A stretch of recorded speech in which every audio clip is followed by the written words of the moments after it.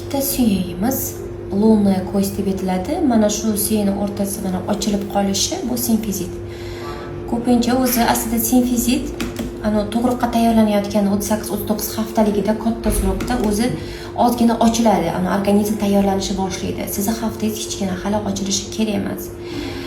Ko'pincha relaksin gormoni ko'payib ketsa yoki kalsiy yetishmovchiligi bo'lsa, mana shunaqa ochilib qoladi. Mana shu haqiqiy simfizit. Bu yerni o'lchaymiz va darajasiga qarab o'zi tug'olidimi yoki kesarva bo'ladimi aytiladi. Agar og'riq juda kuchli bo'lmasa, 13 mm gacha ham o'zingiz tug'sangiz bo'ladi. Sizda hozir birinchi darajali. Agar 14-15 mm bo'lsa, og'rig'i kuchli bo'lsa, o'zingiz tug'maganingiz ma'qul. Chunki bu yana ham ochilib ketishi mumkin. Shu ochilib ketgani hisobiga ko'pincha tug'ruqdan keyin o'sha ayollar yotishadi-ku 4-5 oylab o'sha ochilgan pas joyiga tushmaydi-da. Shu bilan xavfli. Hozir sizda birinchi darajali, faqat kuzatuvda